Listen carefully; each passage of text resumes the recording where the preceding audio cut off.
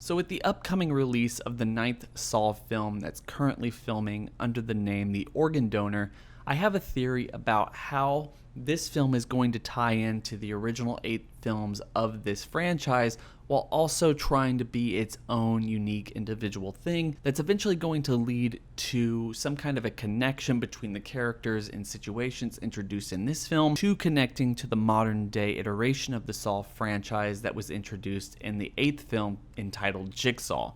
So with all that being said, let's jump right into it. So before I get started on this, I have to say, just for anyone who might not really understand where I'm going with it, in order for this to work, they're going to have to go back for this film and use a trope that the franchise has used almost countless times before, playing with time and making you realize or at least wonder whether or not this film is taking place in the present day or taking place sometime in the past. And because Jigsaw did that just in the last couple of years, I'm pretty sure that they wouldn't try to do this again. One of the biggest selling points, or one of the things that a lot of people anticipate or expect with any Saw film, is the twist. And this would have to be the big twist, or at least part of the big twist, before they introduce the biggest twist of all, like something to kind of throw everyone off. Like, yeah, we've done this before. We know we did this really recently, and you thought you understood it watching this film. You thought you had it all figured out, but in fact, there was something much bigger going on. And I'm not even saying that that's not possible. I'm just saying I'm focusing on that particular twist. The fact that this movie, in order for it to work, if you saw the title, you saw the thumbnail, in order for my theory to work, it would need to be taking place in the past, and they would need to hide that for a very long time. First and foremost, because as far as we know, what this film is doing, what the story they're trying to tell is, even though it's connected to John and his mythology and his legacy, he's not going to be in it. We've had some kind of confirmation, at least whisperings, that Tobin Bell is not going to be in this movie. There's been no official announcement, and I really don't believe we're ever going to get one. Primarily because I think his role in this movie is going to be regulated to a very end credit cameo, or maybe just right before the movie cuts to black, where he shows up, and it's going to feel more like when Vin Diesel showed up at the end of Tokyo Drift in the 3rd film of the Fast and Furious franchise, where it's like, oh my gosh, this is connected, and they're building up to something, yada yada yada, in order to get the fans excited, get the new people who saw this movie excited, and realize that this film is going to lead into a 10th entry, if it's successful enough, that would primarily deal with the fallout from what happens in Jigsaw with the characters introduced in this film, and give some kind of meaningful conclusion to Tobin Bell in his arc, where he doesn't really have to come back, but because of the star power and the story and everything else that they're telling, they don't have to give up on it right away just because he's not going to be in there. That would be, as a fan, my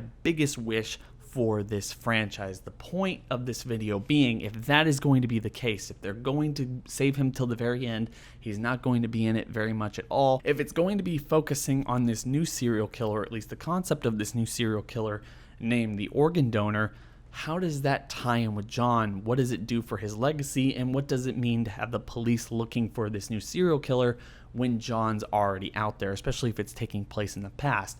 Primarily, 2004, 2005, and 6 or something, when John was still alive. I think one of the things they can do with this setup and everything related to this film is, at this point in the timeline, John is still trying to figure out who he is and what he wants to be. This new serial killer known as the Organ Donor that Chris Rock and the person playing his dad, Samuel L. Jackson, are trying to find, this guy who is doing everything he can to terrorize the community. There's no ideology behind it. It's just brutal murders in various different ways that kind of resemble, but are still primarily different, or at least philosophically different, from what John Kramer did throughout the first 8 films of the franchise. You have this guy terrorizing a community, the police trying to figure out who he is and catch him, all the while until you get to the very end of the movie, the person who is this serial killer. And I feel like that would be a big twist in and of itself. That's one thing that they're going to try to hide throughout the entire film. But he himself wakes up in a saw trap. And at that point, he wakes up, looks over, and he sees a television turn on, and you have the Billy puppet introduce himself, not as the Jigsaw killer, but, kind of in the same way that he introduced himself to Amanda. You don't know me, but I know you. And you have this guy go through a trap. He doesn't make it, but the police find that tape, and it gives at least some credence that this is John's first major kill that the police found that's connected with the Billy puppet, clearing up a huge plot hole that I've talked about on my channel before, with Hoffman using the Billy puppet in order to kill Seth Baxter at the beginning of Saw 5. Because at least at that point, as far as we know right now, there is no other trap that the police found where the Billy puppet was used for Hoffman to use the Billy puppet. At least as far as we know chronologically with the Saw franchise, the Billy puppet was created, as crazy as this is, by Hoffman. Even though we know that John used the Billy puppet, or at least created the Billy puppet as a gift to Gideon, his son that was never born because of Cecil and Amanda, before Hoffman even got involved with all this stuff. It's really confusing, and I understand if you didn't even remember that or acknowledge it at all as a fan,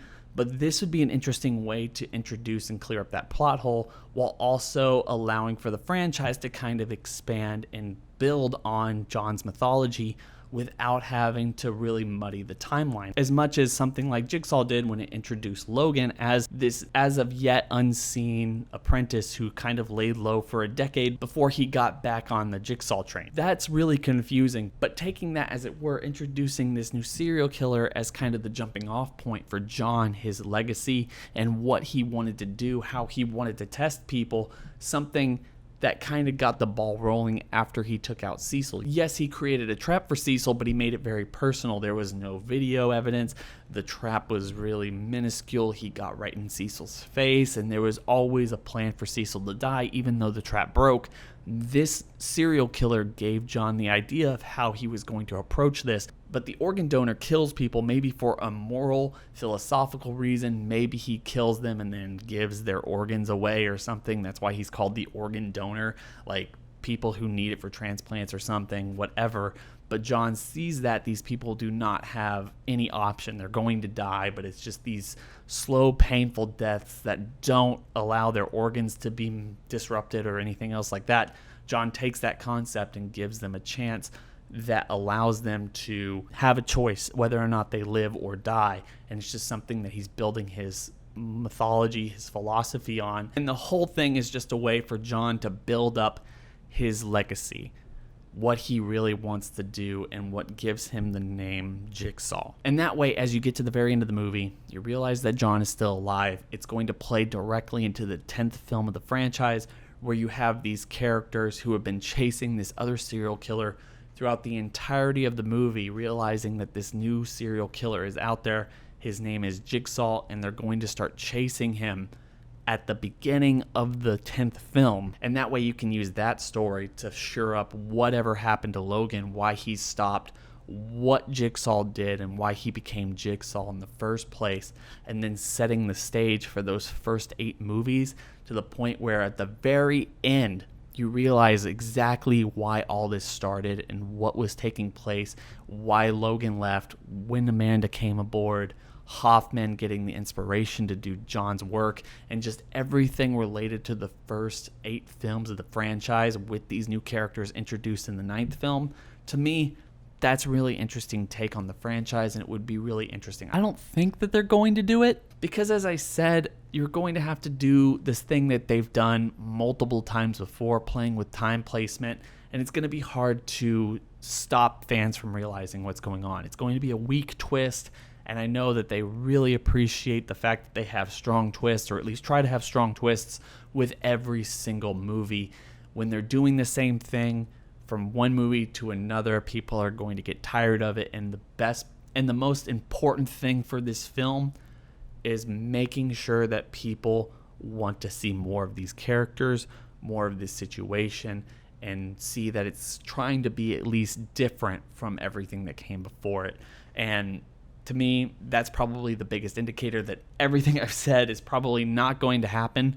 But if you were to break it down, it would be interesting. John's legacy, starting from another serial killer, learning from that person, putting him through the test, allowing the police to understand who he is, making a 10th film deliberately set in the past with John dealing with the fallout from the 9th film of the franchise and everything related to the organ donor, trying to shore that up while still introducing who Logan is, why he disappeared for a decade, introducing how Hoffman came out and started manipulating John's work in order to get revenge, and maybe even coming back and reintroducing Amanda to the fold and seeing exactly why John decided to pick her and why he started to take apprentices in the first place.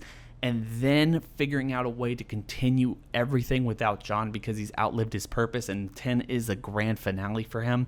To me, that would be amazing, and it would be kind of a great thing to see for the franchise. I'm not sure they're going to do it. I'm pretty sure they're not going to, honestly, but it would be awesome. Tell me your thoughts on this in the comment section below. I hope everyone's having a fantastic day. Don't forget to like, comment, and subscribe. Hit that bell over by the subscriber button to notify you every single time I upload. It's been real.